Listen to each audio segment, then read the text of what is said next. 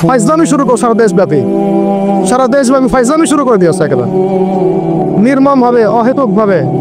এই যে অসহায় মানুষগুলোকে পিঠা মেরে ফেলে দিল নাকি, এত বড় সাহস! কি একটা অবস্থা চলছে। এগুলো যখন চলতে থাকবে একটা কওমের মধ্যে, আপনার মনে হয় যে আল্লাহ পক্ষ থেকে রহমত নেমে আসবে? লা ইলাহা ইল্লাল্লাহ বলা একজন মানুষ যদি বেঁচে থাকে, ওই একজন মানুষের সম্মানে আল্লাহ পাক কিয়ামত দিবেন ইনশাআল্লাহ। সে একজন মানুষকে এভাবে নির্মমভাবে পিটিয়ে মেরে ফেলো তোমরা এখন মানুষকে পেটানো শুরু করেছো। নবী সাল্লাল্লাহু আলাইহি ওয়াসাল্লাম শেষ জামানার হাদিস সম্পর্কে বলেছিলেন যে আমি এক শ্রেণীর মানুষকে দেখি নাই যারা আসবে মানুষকে নির্মমভাবে মারবে, নির্মমভাবে মানুষকে পিটিয়ে মারবে।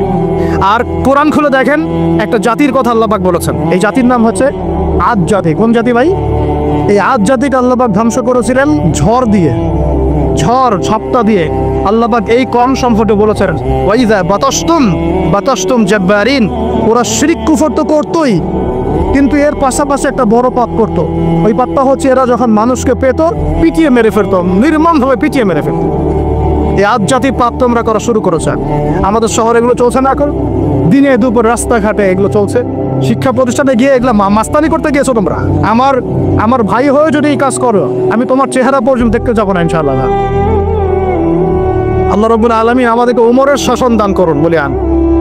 একটা মাস উমরের শাসন যদি চলে না, দেখবেন সব লাইনে চলে আসছে ইনশাআল্লাহ। একটা মাস খালি ধর্ষণের বিচার করা শুরু করেন, ধর্ষণ করার সাহস খুঁজে পাবেন ইনশাআল্লাহ। কোনো মাদ্রাসাতে আমরা দেখেছি, কোনো মাদ্রাসাতেও এই যে হাফেজ ছাত্র হতে গিয়েছে, বাবা মা হাফেজ বানাবে, মাদ্রাসায় পাঠিয়েছে।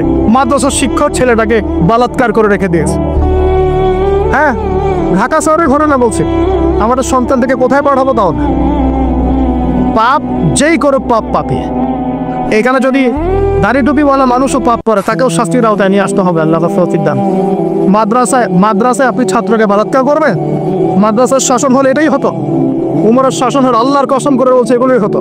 ওয়াজ মাহফিলগুলোকে দিনের এই পবিত্র আমানতগুলোকে অনেক জায়গায় ঠাট্টা মশকরার পাত্র বানানো হয়েছে। কোথাও দেখা যায় যে ওয়াজ মাহফিল পিছনে যে বললাম ডিজে জিকির চালু করা হয়েছে। ফাইজলামি শুরু করছো দিন নিয়ে, ফাইজলামি শুরু করছো। আমাদের সবাইকে বোঝার তৌফিক দান করুন। আমরা আশা করি ইনশাআল্লাহু তাআলা আমাদের উপরে যারা আছে তাদের বোধোদয় হবে ইনশাআল্লাহ। আমরা কারো শত্রু নই। ইসলাম কারো শত্রু নয়, কারো খারাপ চায় না। ইসলাম চায় সমাজের ন্যায় প্রতিষ্ঠা হোক, এবং ন্যায়টা যে কারো হাত দিয়ে পলিত হোক, কোনো সমস্যা নেই। XYZ যেই হোক না কেন, যার হাতে ন্যায় প্রতিষ্ঠা হবে আমরা তার জন্য দোয়া করবো ইনশাআল্লাহ। আর যে অন্যায়কে প্রশ্রয় দিবে, প্রতিষ্ঠা করবে, আমরা তার ধ্বংসের জন্য আল্লাহর কাছে দোয়া করবো ইনশাআল্লাহ। আর আল্লাহ পাকের গজব যখন নেমে আসবে, কেউ ঠেকাতে পারবে না। আমি বলে দিয়েছি প্রথমেই, সবকিছুর মালিককে, সব ক্ষমতা কার হাতে?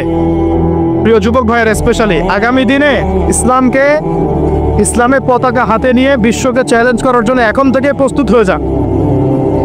একদিনের মাহফিল দিয়ে কিছু হবে না, একদিনের মাহফিল দিয়ে গরম বক্তব্য দিয়েও কিছু হবে না। আপনাদের সবাইকে কনস্ট্রাকটিভ কাজ করতে হবে। প্রত্যেক মুসলিম ভাইকে 5 ওয়াক্ত নামাজ আদায় করতে হবে। আল্লাহ পাক তৌফিক দান করি। প্রত্যেক ভাইয়ের যাদের যাকাত ফরজ হয়েছে, যাকাত অবশ্যই দিতে হবে। বেশি বেশি দান সদকা করবেন। নিজের পরিবারের মধ্যে কোনোভাবেই অনইসলামিক কোনো সংস্কৃতি আসতে দিবেন না। নিজের পরিবারের মধ্যে পর্দা প্রতিষ্ঠা করবেন। কোনো অবস্থাতেই হারাম রিজিকের দিকে যাবেন না ইনশাআল্লাহ। আপনার সন্তান সন্ততিদেরকে ছোটবেলা থেকেই মুসলিম রূপে মানুষ করবেন, কোনো রকম অমুসলিম কালচারে বড় করবেন না। আপনার সন্তানদেরকে ছোটবেলায় কোরআন শেখাবেন, হাদিস শেখাবেন, আলেম ওলামার সোহবত দিবেন, হকপন্থী আলেম চিনবেন, তাদের কাছে সন্তানদেরকে পাঠাবেন ইনশাআল্লাহ। ইসলামকে নিয়ে ঠাট্টা বিদ্রুপ করবেন না, রমতামাশা করবেন না। এই যুগ সম্পর্কে সচেতন থাকবেন। কি হচ্ছে, কি চলছে, হাদিসে কি আছে, কুরআনে কি আছে, সামনে কি হতে পারে, সচেতনতা তৈরি করবেন। এই চলমান ফিতনাময় পরিবেশে নিজের ঈমান আমলকে এমনভাবে ধরে রাখবেন যেমন করে হাতের মধ্যে মানুষ আগুন ধরে রাখে, ঈমান ধরে রাখে। পরিবারের মধ্যে বেপরদামিকে স্থান দিবে না। পরিবারের ছেলে কি করছে, মেয়ে কি করছে, আপনার আত্মীয় স্বজনের হক ঠিক আছে কিনা, প্রতিবেশীর হক ঠিক আছে কিনা, প্রতিটা বিষয় as a Muslim leader of the family আপনাকে এগুলো দেখতে হবে। আল্লাহ তৌফিক দান করুন।